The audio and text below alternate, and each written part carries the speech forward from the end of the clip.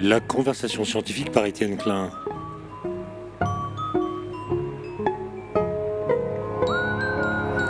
Aujourd'hui, Blob Story aux Utopiales de Nantes.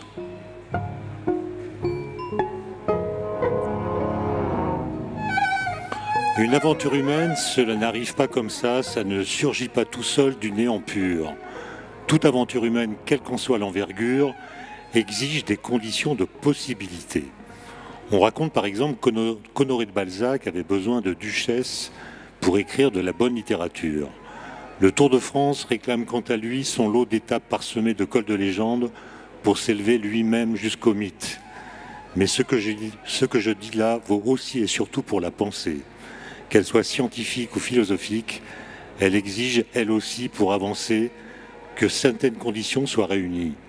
Pour s'arracher à ses routines et se guérir de ses facilités, elle a besoin de se frotter au bizarre, au déroutant, au paradoxal, faute de quoi elle se bloque et se fige en un cercle. Voilà pourquoi, pour qui aime la réflexion, toute rencontre avec l'étrange a des parfums d'aubaine. Elle oblige à penser plus haut, à réfléchir autrement, à dépasser les idées reçues. Alors aujourd'hui, nous sommes en public à Nantes, aux Utopiales. Je salue toutes les personnes qui sont ici très nombreuses. Et nous allons tenter de secouer la vie de la pensée en distillant du bizarre. Nous allons même le faire de deux façons différentes. D'abord en évoquant les Utopiales elles-mêmes, qui sont consacrées cette année au corps dans tous ses états, avec des questions comme « Qu'est-ce que la science-fiction nous raconte de ce qui nous attend en matière de devenir corporel ?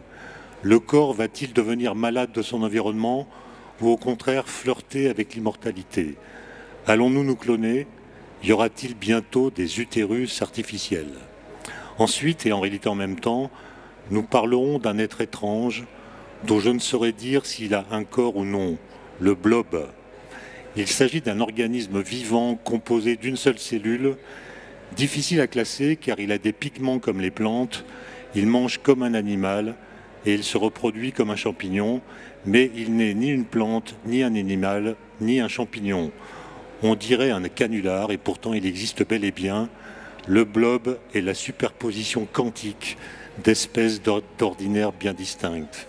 Et pour parler de ces étrangetés, celles qui se discutent ici aux Utopiales et celles du blob, j'ai invité Audrey Dussutour. Bonjour. Bonjour. Vous êtes chercheuse au CNRS. Vous êtes en réalité myrmécologue. Oui, c'est ça. Myrmépologue, spécialiste des fourmis. Exactement. Et vous êtes venu parler du blob. Oui. Vous nous expliquerez l'origine de cette contradiction. Et mon second invité est Roland Lehoucq, bien connu, astrophysicien, qui est l'organisateur des Utopiales.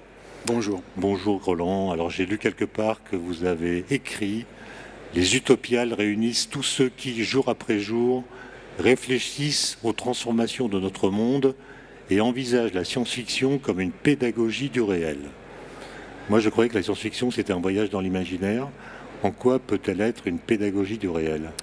Alors effectivement, la science-fiction, c'est un voyage dans l'imaginaire aussi, mais si on regarde dans les racines historiques de la science-fiction, les littératures qui ont, sans être de la science-fiction, peut-être pu inspirer la science-fiction, ou en tout cas ont des points communs, on peut trouver par exemple le conte philosophique, la Micromégas de Voltaire par exemple, ou les aventures d'Ouzbek Erika dans les lettres persanes de Montesquieu, où là on a un changement de point de vue, on cherche à parler de notre monde, de la situation sociale, de la situation politique de notre monde, mettons européen, mais en prenant, comme dit Voltaire, le point de vue de Sirius, c'est-à-dire de se mettre en décalage et d'essayer de comprendre comment fonctionne notre monde en le faisant observer par un observateur imaginaire, mais qui prendrait les aspects les plus curieux de notre monde à l'aune de son monde qui pour lui serait normal.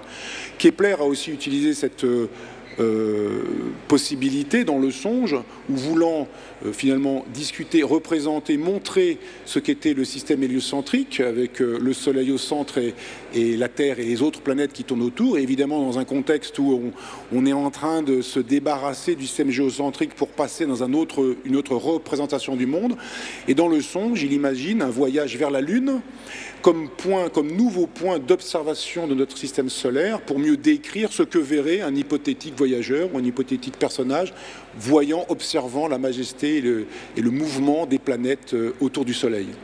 Alors vous avez choisi le corps cette année comme sujet des Utopiales. Comment est-ce que cette idée vous est venue à l'esprit, si j'ose dire? Qu'est-ce qui, dans le corps, réclame qu'on s'y intéresse particulièrement? Alors d'abord, le corps, on y est collé dedans, si j'ose dire, d'une certaine façon.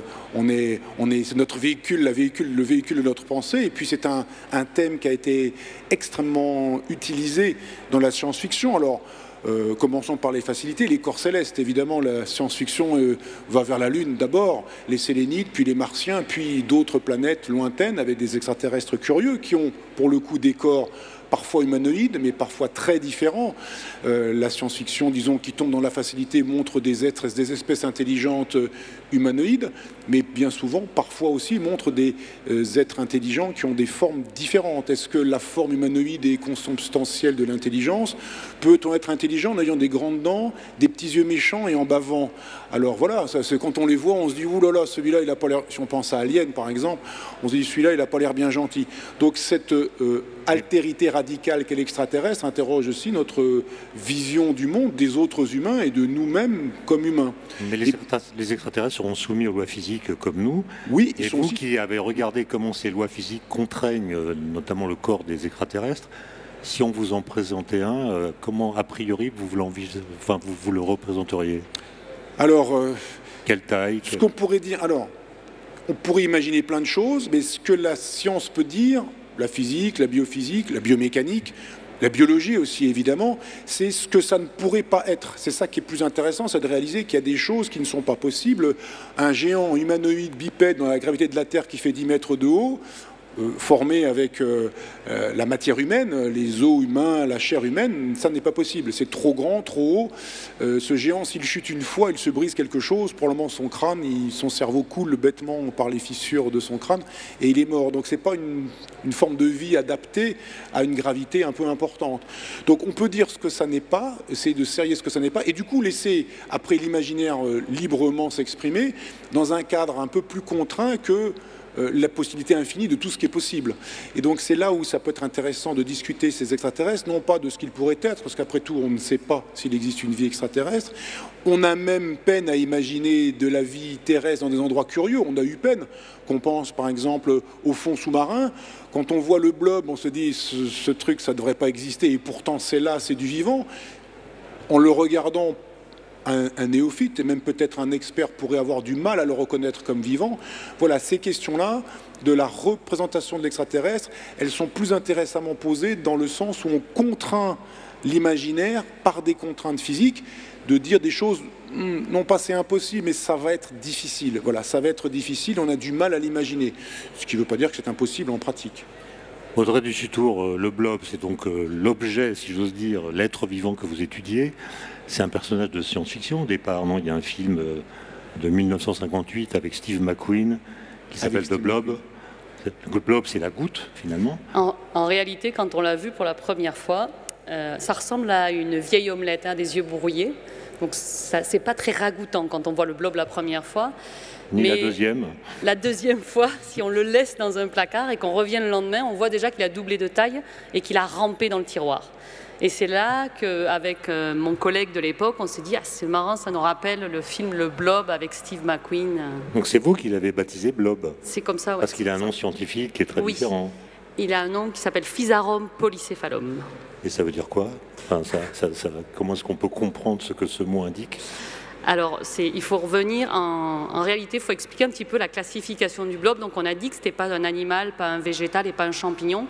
Il appartient au règne des amébozoaires. Donc, les gens vont connaître plus facilement un organisme qui s'appelle l'amibe. C'est quelque chose qui nous embête des fois quand on part en vacances, par exemple. Un parasite. Ça fait partie du même règne, dans le règne des amébozoaires. Et dans ce règne des amébozoaires, il y a une classe qui s'appelle les myxomycètes, ou champignons gluants. Et c'est là qu'on va retrouver Physarum polycéphalum. Bien qu'il ne soit pas un champignon. Oui, parce qu'il a gardé, il faut savoir que c'est comme l'art, la science, on paye notre histoire aussi, et du coup, on a des noms qui vont rester, comme ça on ne va pas changer les noms juste parce qu'on a changé de classe. Parce que dans l'histoire, il a quand même pas mal oscillé dans la classification du vivant. Voilà, alors la première description, c'est 16e siècle. Et on pense que c'est une plante parce que les couleurs sont assez chatoyantes. On va en avoir des jaunes, des rouges, des roses. Finalement, après, très vite, il va être pris pour un champignon et il va rester dans le règne des champignons jusqu'en 1970. Et c'est qu'en 70 qu'il y a quelqu'un qui dit « mais quand même, il ne mange pas comme un champignon ». Et c'est qu'en 70 qu'on va le mettre dans un règne qu'on a appelé protiste, qui a été abandonné, qui est un règne fourre-tout. Dès qu'on ne savait pas ce que c'était, on mettait là-dedans. Et c'était souvent des organismes unicellulaires. Et ensuite, c'est que finalement en 1997 qu'on l'a mis dans le règne des amébozoaires. Alors pour ceux qui n'ont jamais entendu parler des blobs, et je crois qu'il en existe encore, où est-ce qu'on les trouve? Alors les blobs, on les trouve sur Internet, mais à part Internet, dans la nature. On peut les acheter sur Internet. On peut les acheter sur Internet, j'ai vu ça. On peut en acheter sur Internet. On peut en acheter. Pour quelques dizaines d'euros. 40 €. 40 € pour un blob. Voilà, 40 €. Ça se trouve sinon en forêt, surtout dans les milieux tempérés. Alors il faut qu'il ait plu, c'est dans des milieux humides, ombragés, il faut fouiller sous la litière des feuilles, et c'est là où on va en trouver. Donc il faut chercher quelque chose ça peut varier de 1 cm² à plusieurs centimètres carrés. La taille record étant 10 mètres carrés enregistrée au Guinness des records. 10 mètres carrés. Une cellule. C'est un grand corps, et c'est une cellule. Une seule cellule. Bon, ça interroge, en effet. Comment est-ce que ça fait pour manger un blob, sachant qu'il n'a pas de bouche? Alors, c'est là où il se différencie des champignons. Le blob mange par phagocytose, c'est-à-dire qu'il va engouffrer la nourriture dans sa membrane et l'incorporer à l'intérieur de la cellule. Et là, il va y avoir des enzymes qui vont digérer la nourriture. Et après, il va excréter le reste par exocytose, c'est-à-dire il va réouvrir sa membrane. Exocytose, ça veut dire?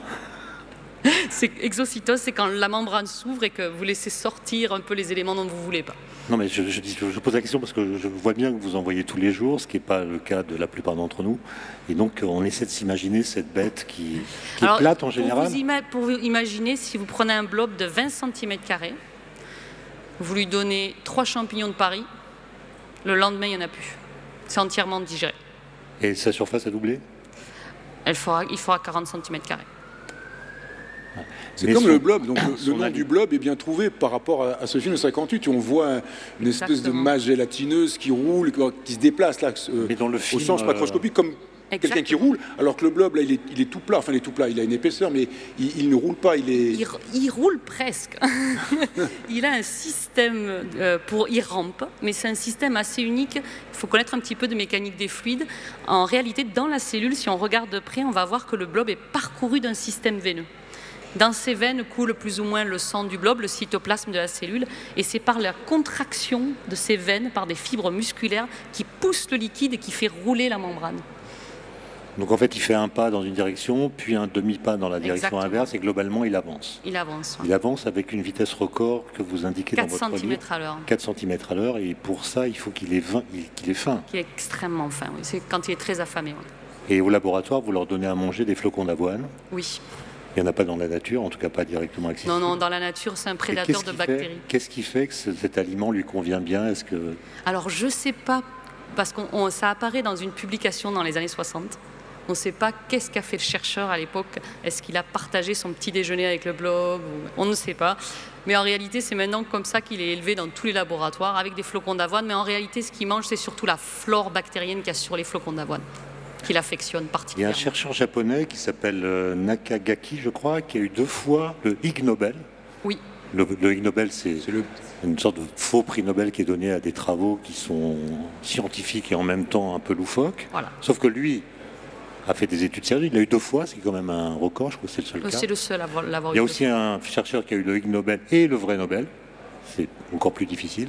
Et qu'est-ce qu'il a démontré? Que les blobs sont capables d'avoir une vie intellectuelle, au sens où ils sont capables de résoudre des problèmes? C'est ça. Le premier article, il faut dire qu'il a eu le prix Nobel, mais c'est quand même publié dans la revue Nature. Il a montré que le blob était capable de trouver le chemin le plus court dans un labyrinthe. Ça, c'était son premier prix Nobel. Le deuxième prix, c'est comme il a un réseau veineux, chaque fois qu'il rencontre les sources de nourriture, il va connecter ces sources de nourriture avec son réseau veineux. Et du coup, ce qu'a fait Toshi, c'est qu'il a reproduit une carte du Japon avec des flocons d'avoine. Donc chaque ville était représentée par un flocon d'avoine. Et il a regardé le réseau qu'avait fait le blob et il l'a comparé au réseau ferroviaire japonais. Et il a montré que le blob était meilleur à planifier des réseaux. Et il a publié ça dans Science. Et il a eu le prix Nobel. Oui, alors je comprends pourquoi il l'a eu.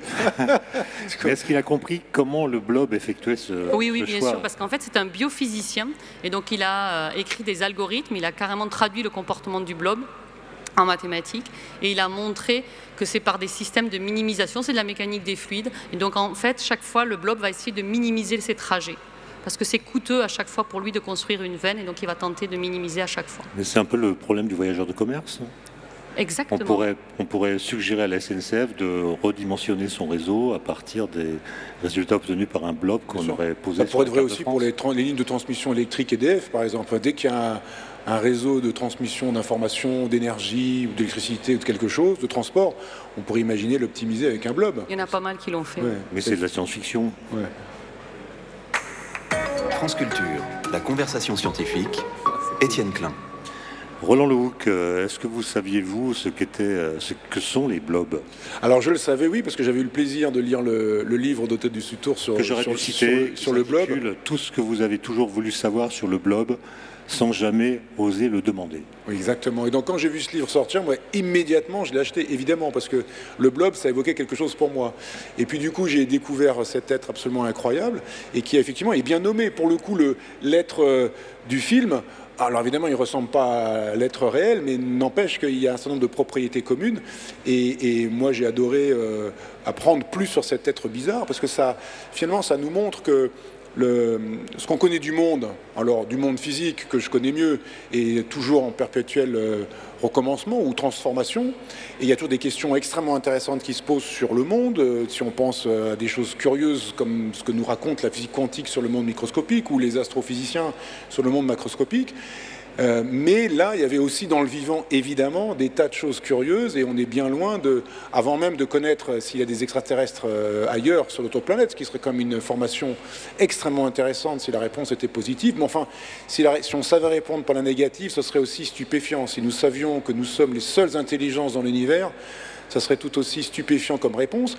Enfin, au final, sur Terre, il y a des choses à faire, il y a énormément de choses à faire, et moi j'avais vécu plus jeune, dans les années 75, je crois, quelque chose comme ça, la découverte de toute cette faune océanique des abysses, près des fumeurs noirs, où ça avait été vraiment une révélation. Les gens étaient sidérés qu'il existe une vie aussi incroyable dans des endroits où on pensait qu'il n'y avait rien, parce qu'il était impossible, entre guillemets, qu'il n'y ait rien.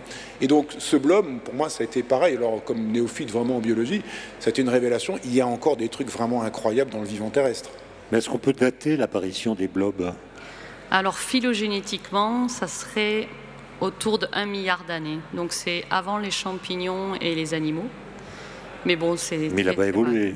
Il évolue, mais comme tout organisme, mais extrêmement lentement, puisqu'on a le plus vieux fossile, il a 14 millions d'années, et on voit qu'il n'a pas beaucoup bougé depuis 14 millions d'années. Excusez la naïveté de mes questions, mais ça ressemble à quoi un fossile de blob? Alors c'était des spores, parce qu'il faut savoir que le cycle de vie du blob est assez exceptionnel. Donc ce qu'on appelle le blob, nous sur ce quoi on travaille, la grande cellule, c'est un petit peu la phase adolescente de l'organisme. En réalité, en fait, à la suite, il va sporuler, comme les champignons, et il va rentrer en reproduction sexuelle. Mais il a aussi, dans son cycle, une petite aberration qui est plutôt pratique pour lui. Il peut sécher. Il peut rentrer en dormance pendant quelques années et rester ainsi, sans manger, sans rien. Vous pouvez le mettre au micro-ondes, il n'y a pas de souci, ça résiste. Donc c'est une forme de dormance extrêmement résistante.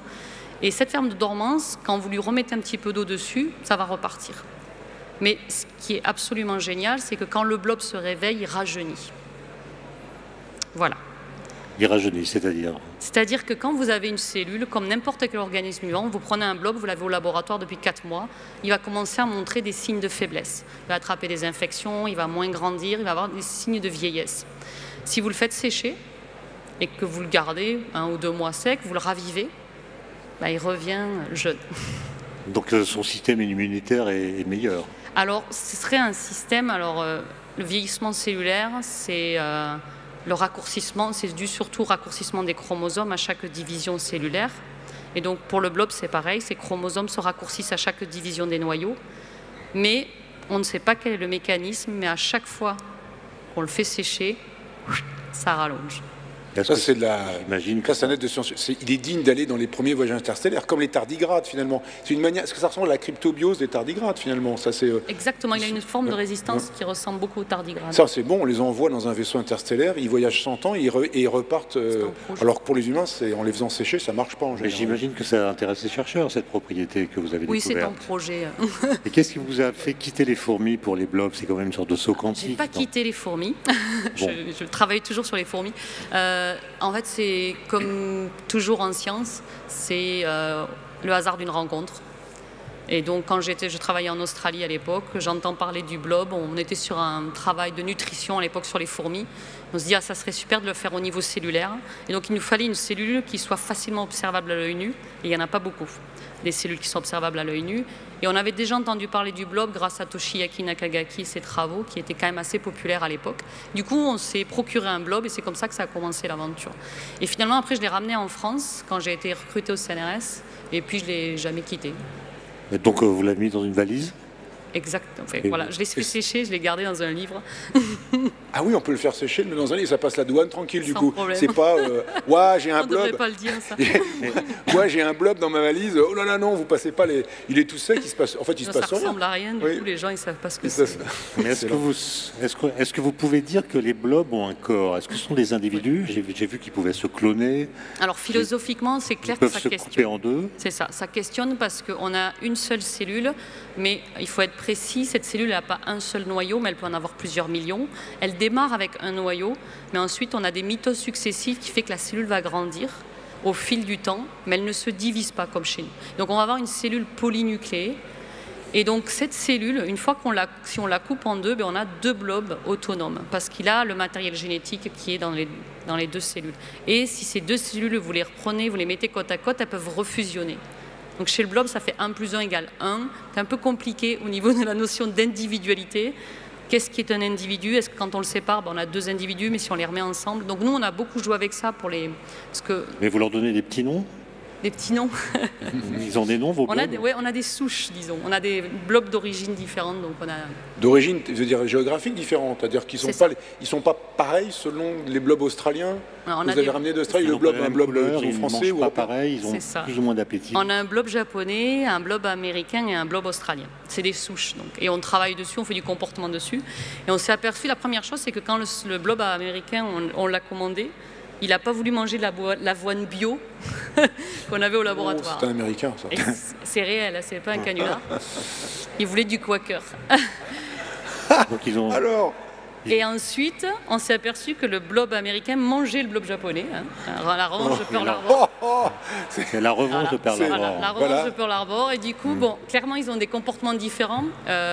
C'est ce qu'on appelle de la plasticité phénotypique, c'est-à-dire que vous avez une même espèce, des individus différents avec des comportements différents. Il y a un nationalisme chez les blobs? Non. En réalité, en plus, ils viennent de ces pays-là, mais on n'a qu'un individu de chacun de ces pays. Donc on ne peut pas savoir si ça représente toute la population. Alors plus que le sujet des utopiales cette année, c'est le corps. Est-ce que vous pouvez nous parler de la sexualité des blobs? J'ai pas tout compris. J'ai compris Il faut que... vraiment penser que c'est un canular. Non, Alors j'ai le blob... compris que c'est un assemblage de 5 gènes qui déterminent leur sexe et il y a 720 sexes différents. C'est ça. Il a Comment est-ce qu'on passe de 720 5 types sexuels. et comment est-ce qu'on passe de 5 à 720? Alors c'est une histoire de combinatoire. C'est Parce pas que aussi 5 simple que 5 5 fois à la 5 fois 5 fois 5. Ça, C'est un peu plus compliqué Ça, que ça. ça fait 625. Voilà, c'est ça. Ça marche pas comme ça. C'est des histoires parce qu'il y a des histoires de probabilité au départ. C'est-à-dire que c'est comme chez la sexualité des champignons. Est Là, un peu pareil. vous essayez d'expliquer avec vos mains. Ouais, J'essaie de alors, ils suivre. voient pas à la radio. Mais Alors, c'est-à-dire que la sexualité des il faut champignons, c'est non imaginer trivial. qu'en fait, le sexe est codé génétiquement donc, sur un chromosome. Donc, c'est un assemblage de 5 gènes. Et selon la combinaison de ces 5 gènes, on va avoir un sexe particulier. Et un blob ne peut pas se reproduire avec un blob qui est du même sexe que lui. On va faire la chose.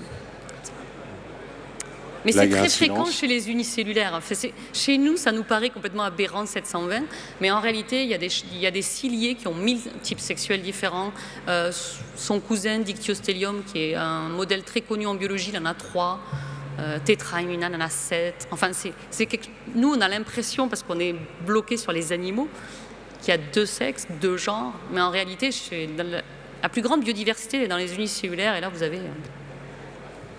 les possibilités. Alors dans le film que j'évoquais, The Blob de 1958, le blob qui a une origine extraterrestre colonise la planète, mange des humains, etc. Pourquoi est-ce que le blob qui se reproduit si facilement n'a-t-il pas colonisé la planète? Parce qu'il est fragile quand même.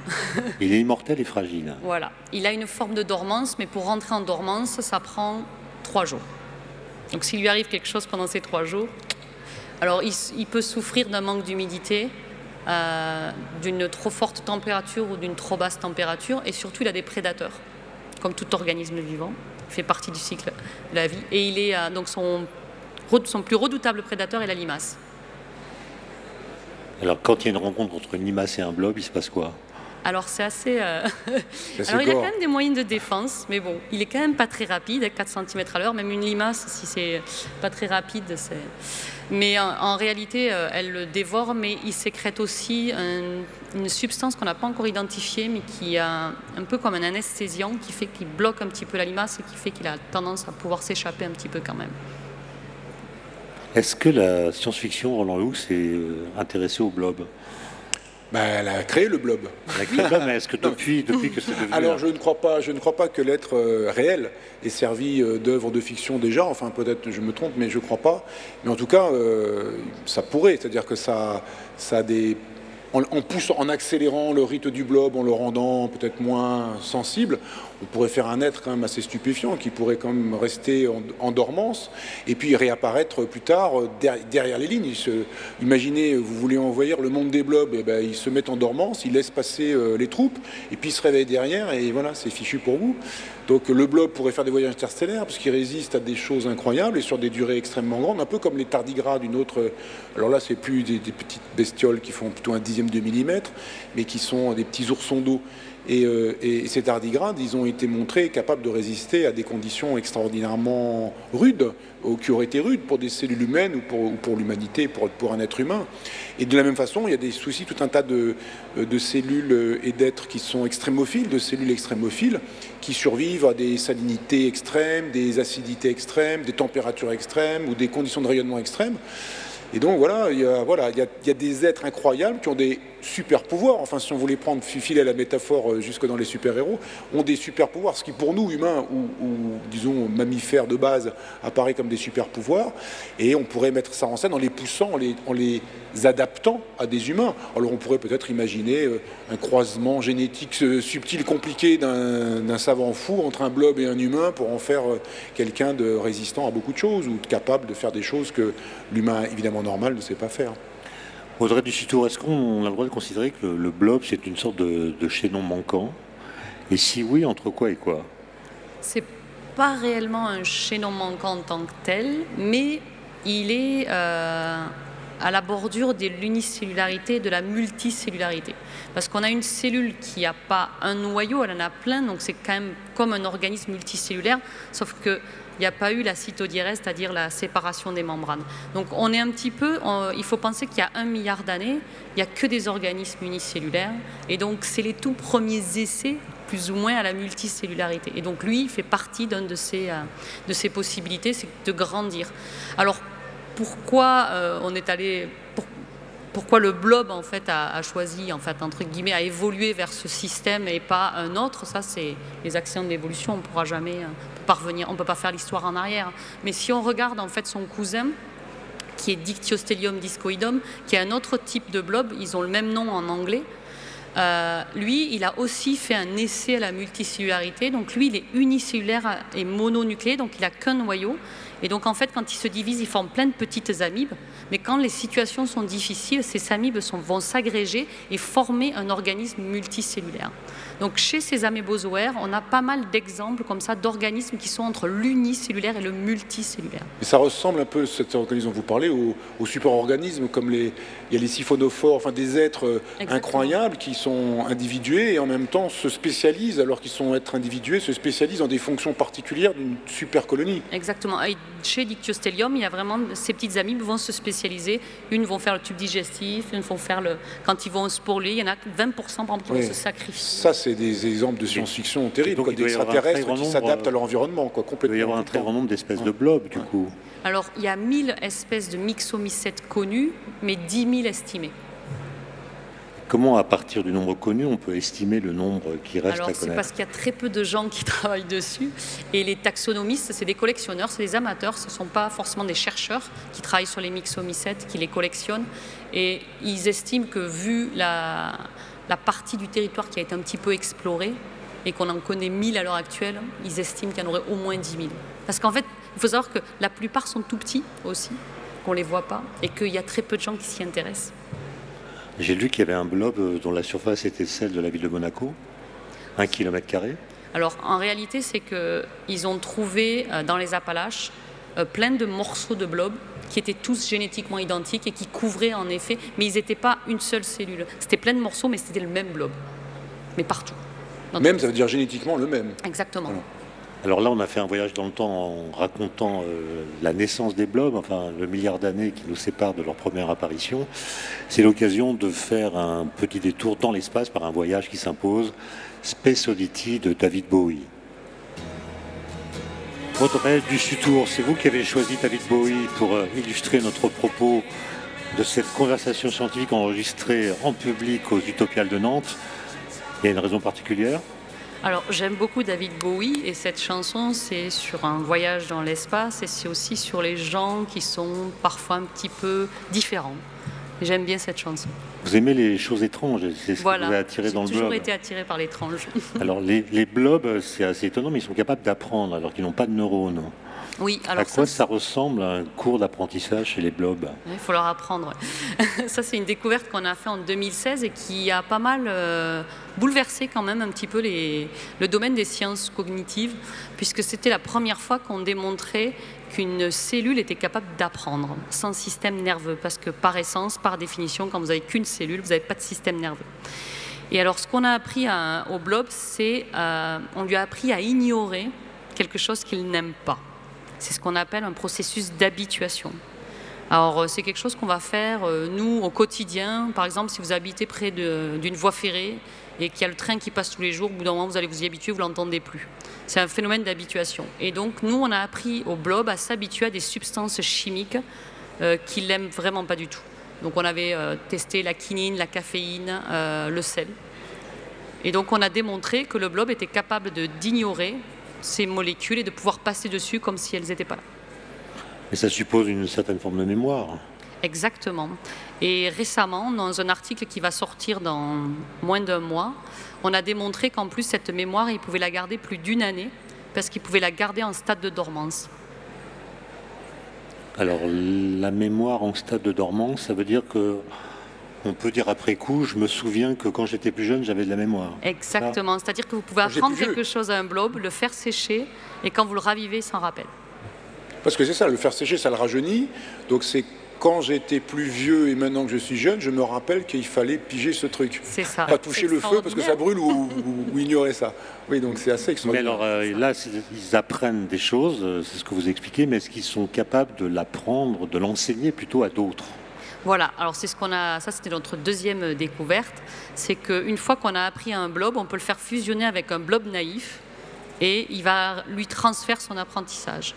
Et on a montré qu'un blob qui a appris pouvait transmettre jusqu'à 4 blobs naïfs, sans problème. Et qu'est-ce qui empêche d'aller au-dessus de 4 ? C'était beaucoup de travail.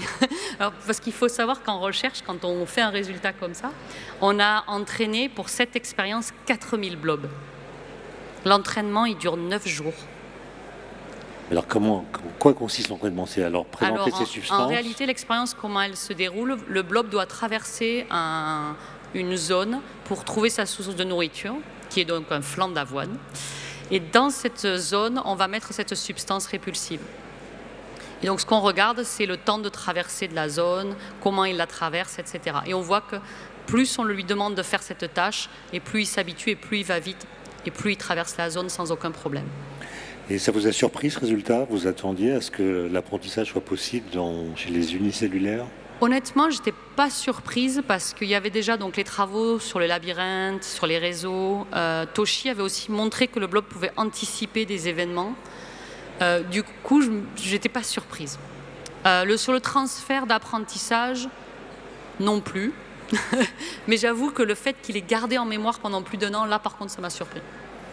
Je pensais qu'on faisait vraiment ce qu'on appelle un reset quand on faisait sécher le blob, mais il s'avère qu'il y a des choses qui restent. Roland Louc. Des choses qui restent, oui. Et donc, oui, le transfert d'apprentissage, il se fait par fusion des blobs. C'est ça. Il suffit ils en font plus qu'un, à deux, ils en font plus qu'un. Et celui qui savait, voilà. C'est dans ce bon sens-là, c'est pas celui qui ignorait, il rend l'autre ignorant. Ça aurait pu être une annulation. C'est quand même une forme de pédagogie assez radicale. Ah oui. Non, et alors et l'information n'est pas diluée, parce que si on met un blob et 4 blobs naïfs à la suite, donc on fait fusionner les 5, et qu'après on les sépare tous et on les teste de manière séparée, tout le monde a appris. Ça c'est génial pour apprendre les maths.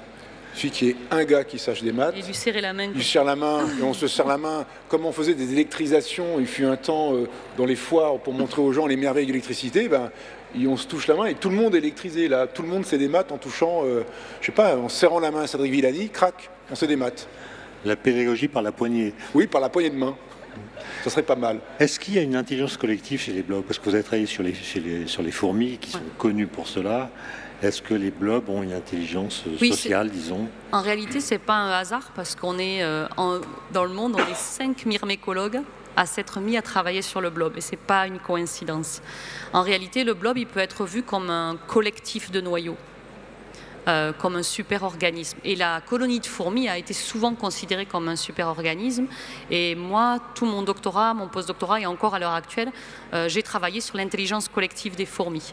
Comment les fourmis, collectivement, arrivent à résoudre des problèmes qu'elles ne seraient pas capables de résoudre au niveau individuel. Donc, mes recherches, moi, elles ont été sur tout ce qui est trafic, embouteillage, et expliquer comment en fait les fourmis arrivent à résoudre des problèmes que nous n'arrivons pas à résoudre, qui sont ces problèmes de trafic et de surdensité. Mais il y a plein de problèmes que les fourmis arrivent à résoudre de manière collective. Par exemple, la construction d'un nid. Il faut voir que les fourmis sont des architectes incroyables. Et pourtant, vous prenez une fourmi toute seule, elle n'est pas capable de faire ça, mais c'est une intelligence qui va émerger du groupe. C'est ce qu'on appelle l'auto-organisation. Et donc, on va le retrouver. Par exemple, les fourmis sont capables de choisir le chemin le plus court, sont capables de sélectionner une source de nourriture très, très riche. Tout ça sans comparaison des chemins, sans comparaison de la qualité des sources. Tout ça, ça vient du collectif, ça émerge du collectif. Et donc, cette intelligence qui n'est pas codée au niveau individuel, qui est codée finalement au niveau du collectif, ça rappelle beaucoup cette intelligence qu'on va retrouver chez le blob, qui est ce qu'on appelle une intelligence distribuée, parce qu'il n'y a pas de centre coordinateur à l'intérieur du blob, il n'y a pas de système nerveux qui va décider pour une action particulière. Et dans le cas des fourmis, est-ce que vous comprenez comment fonctionne cette intelligence collective? Chez les fourmis? Oui. Alors, chez les fourmis, ce qu'on fait, c'est qu'on utilise la modélisation mathématique. Donc, pour vous expliquer comment on fait une expérience, moi je travaillais donc sur les problèmes d'embouteillage. Donc ce que je fais, c'est que je monte la densité au maximum sur des routes. Et donc je vais compter le nombre de fourmis qu'il va y avoir sur la route, la densité, etc. Et après, au niveau individuel, je vais compter tous les contacts entre fourmis et le résultat de ces contacts, le résultat de ces interactions. Et ensuite, par la modélisation, je vais essayer de faire le lien entre ce que j'observe au niveau des règles de priorité au niveau individuel et voir si je suis capable de reprédire le collectif. Donc c'est un processus qui est un petit peu compliqué, mais on voit que les fourmis, elles ont un système qui est tellement éloigné du nôtre. C'est un système qui est un petit peu anarchique. Elles réagissent à des interactions qui sont locales. Elles vont réagir alors que nous, notre trafic, il est établi par des règles qui sont fixes. Et c'est ce problème de flexibilité que nous, on a, et chez les fourmis, elles ont résolu ça, elles sont extrêmement flexibles. Et ce qui fait qu'elles n'ont jamais de problème d'embouteillage. Même si vous augmentez la densité à des densités que nous ne pouvons pas tolérer. Mais est-ce que c'est transférable, Audrey Dussutour, à nos situations d'automobilistes? Est-ce qu'on peut imaginer avec la voiture autonome, un assouplissement des règles qui ferait que la fluidité serait meilleure? Alors, avec l'avènement de la voiture autonome, si on code des règles fourmis dans les voitures autonomes, mais ça veut dire que tout le monde va suivre, accepter d'être dans une voiture autonome, on pourrait en effet peut-être fluidifier le trafic. Et les règles blob, elles ont aussi un intérêt pour les voitures, les déplacements, parce que pour les fourmis, on voit bien, on met, même tout petit, j'avais fait ça avec mes enfants, on met un petit tas de sucre ici, pas loin de la sortie de la fourmilière, et Et pas longtemps après, il y a une autoroute à fourmis. Oui, Brrr, en ligne droite, elles sont à fond en ligne droite sur le truc. Elles utilisent des phéromones pour se signaler. Alors chez le blob, il y a aussi beaucoup de travaux en algorithmique, mais c'est surtout sur le réseau. En fait, ce qui fascine les physiciens, c'est ce réseau parce qu'il est extrêmement optimisé et surtout, il ressemble à s'y méprendre au réseau de vascularisation des tumeurs. Donc à l'heure actuelle, il y a une équipe en Allemagne qui étudie la morphogénèse de ce réseau chez le blob et qui le compare à la morphogénèse du réseau de vascularisation des tumeurs. Parce que dans le cas du blob, on peut l'observer, cette vascularisation. Exactement. Il n'y a qu'à photographier les images qu'on voit qui ont tourné tout à l'heure. C'est des images en accéléré. On prend une photo tous les, je ne sais pas combien. Toutes les 5 minutes. Toutes les 5 minutes et on roule ça vite et on voit se faire les choses comme en accéléré, mais alors qu'on a le temps de voir les choses. C'est pas la vascularisation dans une tumeur à l'intérieur d'un corps, évidemment, pour l'observer en continu, c'est pas si facile. Exactement, mais pourtant, les problèmes physiques derrière cette morphogénèse sont les mêmes, et du coup, c'est pour ça que le blob est un bel exemple. Mais quelles sont les disciplines scientifiques qui s'intéressent au blob? Les biologistes, évidemment, mais pas seulement. Alors, très peu de biologistes, finalement, assez peu. Et la plupart sont des biophysiciens, parce que, d'une part, ce réseau et aussi ce système oscillatoire. Le blob est animé d'oscillations, de contractions musculaires, et donc les gens essaient de comprendre comment ceci se synchronise dans des réseaux qui sont finalement très complexes. Alors je vous encourage à regarder sur internet des photos de blob, vous allez voir le réseau, la vascularisation, c'est vraiment une vascularisation extrêmement complexe. Or, tout est synchronisé, toutes les contractions, pour que cet organisme avance vers une direction particulière. Donc ce qui vraiment fascine les physiciens, c'est comment ces oscillations se synchronisent entre elles. Sans qu'il y ait un pilote dans l'avion. Voilà, exactement. C'est un peu comme les vols des tourneaux aussi, les vols, c'est tous ces problèmes d'intelligence collective. Parce que c'est pas la même chose. Ce sont ou les bancs de poissons qui évoluent dans des directions cohérentes, en bloc. Alors ils n'ont chacun que des règles locales finalement. C'est encore un peu la même idée. Tout le monde obéit à des règles locales d'alignement. C'est-à-dire chez les bancs de poissons, ça va être je reste à une certaine distance du poisson, j'essaye de pas trop m'en éloigner, de pas être trop proche non plus. Mais finalement, je réagis qu'à 3 poissons et je n'ai pas du tout idée de la taille du banc et la direction. Je peux comprendre que ça fascine les physiciens, évidemment, parce qu'eux, ils s'intéressent aux problèmes de localité. Il y a une direction, mais il n'y a pas d'intention générale qui porte le mouvement. Et pourtant, ça marche. Et ça marche. Oui, je peux comprendre que ça fascine les physiciens, parce que finalement, il y a des questions dans les transitions de phase, dans les changements d'état, il y a des problèmes entre ce qui se passe localement et globalement. Et puis, si on pense à la mécanique quantique, le réalisme local en mécanique quantique a été battu en brèche depuis les années 80, maintenant, franchement, avec les échanges d'Alain Aspect. Donc, ça pose des questions. C'est pas la même échelle. Vous voulez dire qu'il y a de la non-séparabilité dans les blobs? Il y avait de l'intrication dans les blobs. L'intrication peut-être, j'en sais rien. Bon, c'est des systèmes macroscopiques, faut pas généraliser et changer d'échelle à ce point. Mais en tout cas, au final, ça peut être, disons, exaltant intellectuellement, enfin en tout cas inspirant intellectuellement. France Culture. La conversation scientifique par Étienne Klein. Roland Loucq, Audrey Dussutour, nous sommes ici à Nantes, aux Utopiales consacrées au corps. Est-ce qu'en tant que biologiste, vous avez des idées sur ce que va devenir le corps humain dans les années qui viennent? On a l'impression qu'on est à la croisée des chemins, on parle de cyborg, on parle de transhumanisme, on parle de modification du génome. Est-ce que ce sont des questions qui vous intéressent ou est-ce que vous avez l'œil rivé sur les blobs? Alors, je ne m'y intéresse pas, moi, personnellement, directement. C'est quelque chose qui m'intéresse plus du niveau cinématographique. En réalité, j'aime beaucoup, par exemple, regarder la série Black Mirror et imaginer ce que les réalisateurs prévoient, qu'on va avoir des implants, des choses comme ça. Mais moi-même, je suis plus attirée par tout ce qui est intelligence artificielle, mais au niveau collectif, parce que c'est des choses qui vont se rapprocher. Et donc tout ce qui est plutôt nanorobots, essaim de robots, plus que la construction d'un robot qui va nous ressembler. Et vous, Roland Loucq, quand vous parcourez les allées des Utopiales à Nantes, que vous voyez comment les auteurs de science-fiction se sont emparés de cette question du corps, est-ce que vous avez une préfiguration de ce qui va se passer ?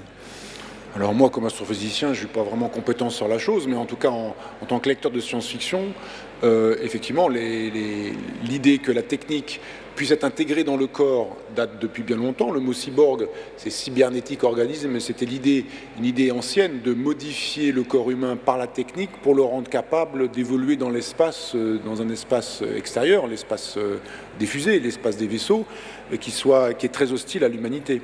Et donc, la transformation du corps par la technique, qu'elle soit mécanique, c'est-à-dire les implants d'objets matériels, métalliques, disons, dans le corps humain, ou la modification du corps humain, des autres solutions, c'est-à-dire la modulation génétique, transformer l'humain pour en faire autre chose, qui est du coup plus tout à fait un humain, pour le rendre capable de survivre à des conditions extrêmes, qu'elles soient éventuellement terrestres, mais surtout spatiales, ou sur d'autres planètes. Évidemment, la science-fiction a traité toutes ces questions-là, a adressé toutes ces questions-là. Et bien sûr, maintenant, quand on voit disons, les progrès de la médecine, commençons par ça, la médecine des prothèses, par exemple, que ce soit une prothèse de hanche, ça commence comme ça. On est d'une certaine manière un peu des cyborgs, des humains qui ont été modifiés par la technique non organique, et on voit que les tendances, ça s'améliore. Enfin, on fait des choses de plus en plus pertinentes. On a ici l'INSERM, qui est un des partenaires scientifiques avec le CEA des Utopiales, montre des choses sur le bioprinting, la capacité à imprimer des tissus vivants. On voit qu'on va améliorer les capacités de réparation du corps humain abîmé. Et on va aussi peut-être arriver à des situations où on va volontairement abîmer son corps, peut-être, pour en fait, le remplacer et aboutir à un héros de ma génération, l'homme qui valait 3 milliards, l'homme qui est transformé, réparé au point de devenir un surhomme. Qui fera ça? Pour quelles raisons? Ce sont des questions qui sont aussi adressées dans la science-fiction, qui sont intéressantes, parce que c'est aussi une humanité peut-être à deux vitesses. Ceux qui auront les moyens d'améliorer le corps, de le transformer, et puis ceux qui ne pourront que le réparer, et éventuellement le réparer s'ils en ont les moyens. Est-ce qu'on va vers une situation où justement les techniques de réparation qui s'améliorent, comme vous l'avez rappelé, pourraient assez rapidement devenir des techniques d'augmentation des performances? Alors ça, c'est encore une question que des biologistes ou des spécialistes du domaine à laquelle ils répondraient bien mieux que moi. On peut s'en inquiéter, comme on peut s'inquiéter de plein d'autres objets techniques, mettons, de téléphones portables ou de numérique ou de données, de big data, comme on dit, qui pourraient aussi être des instruments de surveillance. Il y a toujours l'utilisation de la science et des techniques pour les choses les plus nobles. La réparation du corps humain, ça, toute personne qui subit des dégâts importants dans son corps peut souhaiter et avoir envie d'être réparé, ce qui est tout à fait légitime. Et en même temps, des usages qui ne sont pas ceux qui étaient prévus initialement. Les physiciens ont bien connu ça pendant la Seconde Guerre mondiale, quand il a fallu, à partir de recherches fondamentales concernant le noyau de l'atome, la structure élémentaire du noyau de l'atome, et que ces recherches ont été appliquées pour finalement aboutir à la bombe nucléaire, d'abord à fission puis à fusion, mais aussi à la capacité à faire de la production d'énergie, et puis maintenant la médecine nucléaire, l'utilisation de ces rayonnements de haute énergie ou de noyaux particuliers qui permettent de servir de traceurs dans le corps humain pour faire de l'imagerie médicale ou pour faire des réparations, des soins du corps humain. Donc on voit que la science, elle est utilisée de plein de façons différentes. C'est la société qui décide pour partie ce qu'elle en fait, pas que. Mais la science-fiction, de ce point de vue-là, joue un rôle important en mettant en scène ces conséquences du progrès scientifique et technique sur les humains, sur les sociétés. Alors parfois en outrant le propos, parfois en le déformant, au point qu'il en devienne peut-être pas si réaliste, ou qu'il s'écarte du réel des laboratoires, du réel de la science en train de se faire, mais qui joue le rôle d'une vigie finalement. On dit, regardez, peut-être il pourrait se passer ça. Alors bien sûr, on a mis sous la loupe, comme tout à l'heure je parlais du point de vue de Sirius, on met le point sous la loupe, on appuie où ça fait mal, au risque encore une fois de le dévoyer un peu par rapport au réel des laboratoires. N'empêche que cette science-fiction peut jouer le rôle de vigie, d'avertisseur, de mettre en scène ces choses-là. Si on regarde la télévision ou si on regarde ce qu'on peut lire sur Internet, on a l'impression que le futur est laissé en jachère intellectuelle. C'est-à-dire qu'on parle beaucoup plus du présent, de ce qui se passe, des informations, de l'actualité, et du coup, une sorte de déficit de représentation du futur. Oui. Est-ce que la science-fiction vient occuper cet espace? Et la science-fiction occupe cet espace pour partie, bien sûr. Il y aurait d'autres façons de penser le futur. Les modes de discussion sur le futur, ça commence par la divination. Qui est un mode qu'on ne qualifierait pas de rationnel, ou en tout cas de scientifique, la divination, mais il y a la science-fiction, la prospective, la futurologie, voilà des modes de discours sur le futur qui ont des méthodes différentes, des procédés différents, mais qui tous essaient d'interroger ailleurs et demain, alors qu'on est collé lamentablement à ici et maintenant. Et pour essayer d'ici et maintenant d'éviter le pire du demain et peut-être de faire des choses plus désirables, ou en tout cas d'éviter les choses les moins désirables. Donc en ce sens, la science-fiction est pour ça un outil intellectuel extrêmement puissant, je trouve, parmi d'autres. C'est bien sûr pas le seul, parmi d'autres. Et c'est aussi ce qu'on essaie aux Utopiales de faire prévaloir, l'usage de la science-fiction, comme on le disait au début, pédagogie du réel, en fait, pour essayer de mieux comprendre maintenant, en discutant du futur, en faisant ce détour par des futurs imaginés, fantasmés parfois, par ces mondes imaginaires, mais en essayant finalement de retomber sur le seul moment et le seul endroit qui compte, c'est ici et maintenant.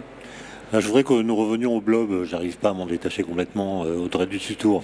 On vient de parler des progrès de la médecine. Est-ce que, en regardant, en comprenant mieux la vie des blobs, on peut espérer faire des progrès en médecine ? Alors c'est vrai que c'est souvent la question qu'on pose quand on fait de la recherche fondamentale. La question qu'on va nous poser, c'est est-ce qu'il y a des applications possibles? Alors certainement qu'il y en aura, mais la recherche fondamentale, il faut qu'elle prenne son temps. Moi, je suis vraiment une fervente défenseuse de la recherche fondamentale et je pense qu'il ne faut pas toujours y voir une application à court terme parce que c'est souvent là qu'on va se fermer. Il y aura forcément des découvertes. Il y a eu des découvertes qui ont été absolument fabuleuses, qui ont été faites chez d'autres organismes, comme Tetra Imena. C'est quand même chez Tetra Imena qu'on a découvert la télomérase et que les gens ont eu un prix Nobel, mais ça leur a pris 25 ans. Donc le blob, c'est vraiment un organisme qui est mis en lumière récemment. Donc clairement, on n'est pas à bout de nos surprises. Il y a cette capacité de régénération qu'on n'a pas encore comprise. Il y a plein de choses qu'on ne comprend pas chez le blob. Et c'est clair que le jour où on comprendra les mécanismes, par exemple, qui sont derrière la régénération, clairement, ça aura certainement des applications. Mais on ne peut pas faire d'hypothèse à l'heure actuelle. Il faut juste laisser le temps à la recherche. Non, mais justement, la recherche fondamentale, elle fonctionne pour son financement par des projets. Il faut donc argumenter. Exactement. Et il faut toujours argumenter pour l'application, ce qui est quand même un petit peu dommage, parce que la recherche, elle se fait à court terme. Je comprends bien, mais comment est-ce que vous-même vous argumentez pour vos projets à propos des blobs? Alors, moi, j'ai été financée donc, par l'Agence nationale de la recherche pour mes projets sur le blob. Et la curiosité scientifique derrière un apprentissage au niveau d'une cellule a été suffisant pour les convaincre de me donner un financement. Et je m'en réjouis. Je n'ai pas eu à tergiverser et faire de la science-fiction pour le coup pour obtenir des sous, parce que c'est un peu ce qu'on est poussé à faire maintenant, à faire des prédictions un petit peu hasardeuses. Ou dire des promesses. Voilà, des promesses. Et surtout comme sur des financements où on va être financé sur 3 années. Il faut vous rendre compte qu'une recherche sur 3 années, c'est très court, ça passe très très vite, 3 ans. Et du coup, on nous demande en effet de faire des promesses en termes de recherche appliquée. On essaye de jouer un petit peu le jeu, mais il ne faut pas non plus se fourvoyer. Je pense que c'est dangereux de partir que vers la recherche appliquée, parce qu'il n'y aura plus d'innovation s'il n'y a plus de recherche fondamentale. Parce que l'inspiration de l'innovation, elle vient de la recherche fondamentale. Mais le fait que le blob soit unicellulaire, est-ce que ça peut donner des indications sur ce qui se passe, par exemple, dans le cas des cancers, où il y a multiplication des cellules? Mais tout à fait. Il y a un article qui est sorti il y a 15 jours sur justement l'apprentissage au niveau cellulaire, qui reprend nos travaux dans la revue Current Biology, qui est une excellente revue, qui dit, est-ce que maintenant qu'on a prouvé qu'il y a un apprentissage chez des organismes unicellulaires, est-ce que la question d'après, c'est est-ce que nos cellules ne sont pas capables d'apprentissage indépendamment de notre système nerveux? Est-ce que nos cellules du système immunitaire ne peuvent pas apprendre? Est-ce qu'on ne peut pas stimuler ce type d'apprentissage? Donc c'est les questions qui s'ouvrent à l'heure actuelle suite à ces découvertes sur l'apprentissage au niveau cellulaire. Et dans le domaine des fourmis, est-ce qu'il y a des choses à attendre des travaux actuellement menés? Alors, les fourmis, on est dans l'ère de la génomique. Si on va dans les conférences en ce moment, ce qui est le plus à la mode chez les fourmis, c'est la génomique et la modification, bien sûr, des génomes, avec la nouvelle technique CRISPR-Cas9. Donc c'est quelque chose qui a été utilisé pour la première fois l'année dernière chez les fourmis et qui ont permis de faire des découvertes qui sont assez exceptionnelles. Je crois que ça suit quand même un petit peu ce mode actuel qui est autour de la génomique et de la modification génétique, mais en intelligence collective et surtout tout ce qui est lié à la robotique, ce qu'on appelle la swarm robotique. Donc c'est des espèces de robots qui fonctionnent en essaim. Il y a beaucoup de conférences qui se font autour de ce sujet-là en ce moment, liées avec les fourmis. Roland Lehoucq, le sujet des Utopiales, je le répète, c'est le corps. On parle beaucoup de la chute des corps en physique. Est-ce qu'il y a du Bien sûr. nouveau en gravitation? Qu'est-ce qu'il y a de nouveau en gravitation? Les ondes gravitationnelles. Les ondes gravitationnelles, alors évidemment, qui sont assez éloignées de la chute des corps qu'on imagine habituellement à la Newton. Ces ondes gravitationnelles détectées directement maintenant depuis bientôt 2 ans et qui font que la théorie de la relativité générale d'Einstein est confirmée une fois de plus, vraiment dans des grands détails, et qu'une fois de plus, pour aller dans le sens d'Audrey Dussutour, Einstein, il n'a pas fait sa théorie pour faire le GPS ou faire les ondes gravitationnelles. Il a fait sa théorie pour comprendre le monde, pour comprendre comment fonctionne la gravité, pour élargir le champ d'application de sa relativité restreinte, qui elle-même était une théorie de l'espace et du temps avant d'être élargie en théorie de la gravitation, qui remplace, ou plutôt qui englobe, qui phagocyte d'une certaine façon la théorie qui remplace et englobe la théorie de Newton. Et donc oui, dans les ondes gravitationnelles, c'est une grande promesse qui est finalement tenue par l'observation. On les observe vraiment, les détecteurs fonctionnent, et cette capacité nouvelle ouvre des perspectives nouvelles évidemment, et du coup des perspectives très intéressantes de nouvelles fenêtres sur l'univers. On n'est plus collé à l'électromagnétisme, à la lumière, on n'est plus dépendant des quelques particules qui daignent s'arrêter dans nos détecteurs. On a maintenant la capacité à observer ces ondes gravitationnelles, et les détecteurs à peine allumés, si j'ose dire, à peine mis en fonction dans leur situation optimale de fonctionnement, c'est-à-dire en 15 jours, détectent tout de suite sur le volume d'univers qu'ils sont capables d'observer des trains d'ondes gravitationnelles. Donc ça laisse ouverte la possibilité d'une nouvelle astronomie, d'un nouveau messager que l'on sait maintenant observer, astronomique. En plus, ces ondes gravitationnelles ont prouvé de façon définitive que les trous noirs existent. Absolument. Et qu'en plus, ils sont capables de fusionner. Exactement. Un peu comme les blobs. Et qu'il se passe des tas de choses très curieuses. Je ne vais pas pousser le parallèle plus loin, Oui. mais est-ce qu'il y a des corps que la théorie de la relativité générale prévoit qui n'ont pas encore été détectés? Alors, des conséquences de la relativité générale qui sont incluses dedans, mais qu'on n'a pas encore observées, ce serait les ponts de Einstein-Rosen et leur généralisation au trou de verre. C'est-à-dire l'idée que l'on puisse joindre 2 points de l'espace-temps a priori éloignés et de les joindre par une manière de raccourci spatio-temporel. Ça, c'est des choses qu'on n'a pas encore observées. Bon, ça risque d'être assez difficile parce qu'un trou de verre met en jeu des quantités d'énergie, de matière considérables, surtout de matière compacte sous forme de trou noir, mais aussi, si on veut rendre ce trou de verre traversable, alors ça c'est à la mode de la science-fiction, parce que des objets comme cela, qui sont des sous-produits de la théorie, enfin qui sont inclus dans la théorie descriptible par la théorie de la relativité générale, c'est pas pour autant qu'ils existent dans le réel.